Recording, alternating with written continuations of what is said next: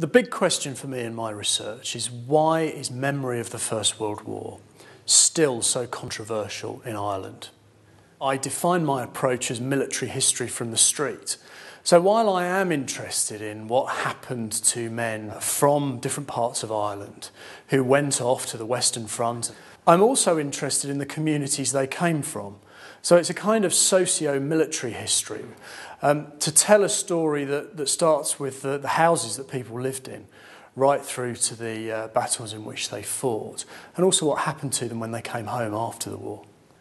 The idea begins with a photograph of my great-uncle. He was a man from Lurgan in County Armagh, and that, alongside a photograph of my grandfather, who was in the Royal Flying Corps in the First World War, also from County Armagh, inspired an interest that I've had for a lifetime, really, to tell a story that began with some statistics for terrible losses from the Shankill area of West Belfast. And I thought that it would be interesting to look at the effect that those losses had had on that community.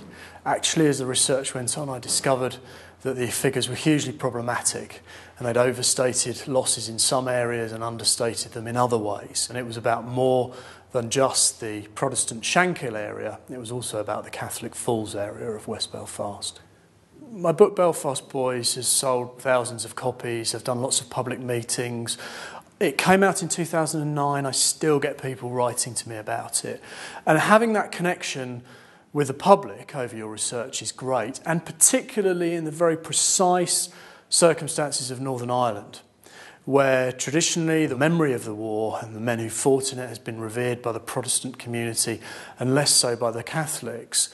It is now much more of a cross-community area for engagement. So I've sat in rooms with people who previously would have been on either sides of a divide and not talking to each other. And now they're engaging about what their ancestors did during the First World War and finding actually they have much more of a shared past than the divisions of the Northern Ireland Troubles might suggest.